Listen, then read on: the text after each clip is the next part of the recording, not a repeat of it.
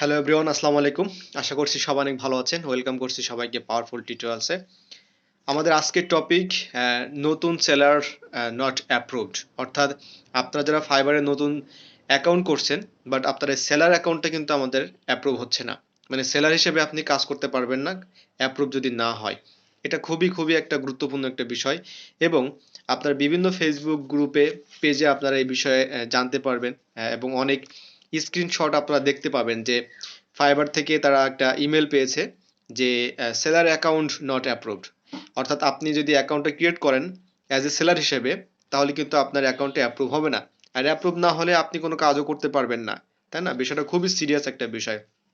তো দুইটা বিষয় আমি কথা বলবো। একটা হচ্ছে যে এটা হওয়ার কারণটা কি, আর এখান থেকে আমাদের আসলে মানে সলিউশনটা কি, মানে এখান থেকে কিভাবে আমরা আসলে অ্যাপ্রুভ করতে পারি।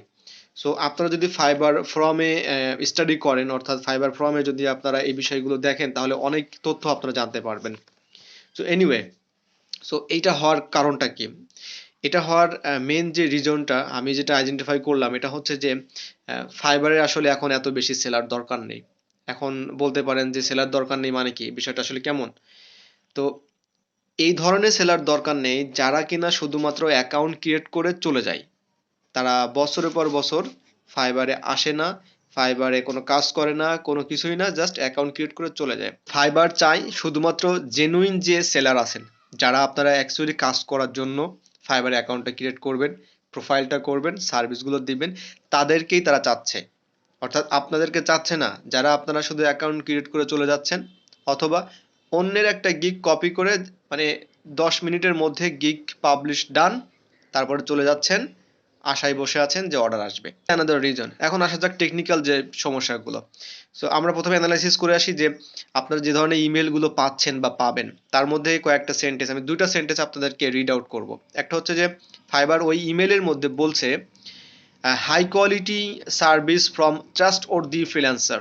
Remember that, high quality services from trustworthy freelancer, মানে আপনার যে সার্ভিসটা দিবেন এটা হাই কোয়ালিটি হতে হবে। 2 নম্বর হচ্ছে ট্রাস্টওয়ার্দি ফ্রিল্যান্সার হতে হবে, অর্থাৎ আপনাকে অবশ্যই একজন ট্রু জেনুইন একজন ফ্রিল্যান্সার হতে হবে। আপনি মার্কেটে কাজ করার জন্য আসবেন এবং তাদের অ্যালগরিদমে বুঝতে পারে, তাহলে কিন্তু আপনাকে তারা অ্যাপ্রুভ করবে না। 2 নম্বর সেন্টেন্স হচ্ছে যে আরেকটা সেন্টেন্স আপনি পাবেন, we have carefully considered your profile and services. অর্থাৎ আপনাকে তারা অনেক কেয়ারফুলি তারা কিন্তু দেখবে। এটা আপনি আপনার থেকেও তারা কেয়ারফুলি দেখবে, অর্থাৎ আপনার প্রোফাইল এবং সার্ভিস, অর্থাৎ আপনি কে, আপনি কি করেন, কি করবেন, কি সার্ভিস দিচ্ছেন, কিভাবে গিগ ক্রিয়েট করছেন, সব কিছু কিন্তু ফাইবারের কাছে আছে। আপনি কোনো চালাকি করে কপি পেস্ট করে পার পাওয়ার কোনো উপায় নেই এখান থেকে। আরো দিনে দিনে বিষয়টা অনেক ক্রিটিক্যাল হতে যাচ্ছে এবং জানি না ইন ফিউচার এটা কি করবে। সো আমরা কি করলাম, আমরা এই ইমেলটা থেকে আমাদের নিজেদের ব্রেনটা আমরা খাটিয়ে আমরা একটু চিন্তা করে দেখলাম যে আসলে কেন ফাইবার এই কাজটা করতেছে। এবং ফাইবারের এই থেকে কিন্তু কোনো ধরনের ডিক্লারেশন নাই, মানে আপনি এই ধরনের কোনো আর্টিকেল পাবেন না কেন আপনার এই স্যালারি অ্যাকাউন্টে অ্যাপ্রুভ করবে না, আপনি কোন ক্যাটাগরিতে করলে অ্যাপ্রুভ করবে, কোন ক্যাটাগরিতে অ্যাপ্রুভ করবে না, এই বিষয়ে কোনো কিছুই ফাইবার কিন্তু বলে নাই। বাট আপনার অ্যাপ্রুভ হবে না, সুন্দরভাবে একটা মেইল করবে, আর সে মেইলে আপনি এই ধরনের কথাগুলোই পাবেন। এখন আসা যাক যে কাজের কথা বলি, যে আমরা আসলে এখান থেকে আমাদের করণীয় কি, বা আমরা আসলে সলিউশনটা কি, মানে কি করব এখন, মানে আমার কোনো উপায় নাই ভাই, আমার কাজ করতেই হবে। ওকে, সো এখানে আমি 4টা পয়েন্ট আলোচনা করব, 4টা পয়েন্ট। এবং এই 4টা পয়েন্ট আসলে যে আপনার মন্ত্রের মতো কাজ করবে বিষয়টা এমন না, বাট এটা হচ্ছে ইটস মাই অপিনিয়ন, আমি আপনাকে জানাচ্ছি, আপনি জানবেন, বুঝবেন, আপনি অ্যাপ্লাই করবেন। ওকে, 1 নম্বর হচ্ছে ইটস অল অ্যাবাউট ইউ। মানেটা হচ্ছে যে আপনি জেনুইন একজন পার্সন, আপনার আইডেন্টিটি আছে। যদি আপনাকে ফাইবার বলে যে ভেরিফিকেশন করো, তাহলে অবশ্যই আপনার সেই ভেরিফিকেশনের জন্য যেই ডকুমেন্টসগুলো আপনাকে দিতে হবে। 2 নম্বর হচ্ছে ডোন্ট কপি। আপনি অন্যের প্রোফাইল থেকে কখনোই তার ডেসক্রিপশন, তারপর তার যে গিগের যে টাইটেল, তারপরে ইমেজ, তারপর তার গিগ ডেসক্রিপশন, এই সব কিছু কখনো কপি করবেন না। কারণ কপি করা মানেই কিন্তু হচ্ছে যে এই যে প্রবলেমটা হচ্ছে এর বড় একটা রিজন।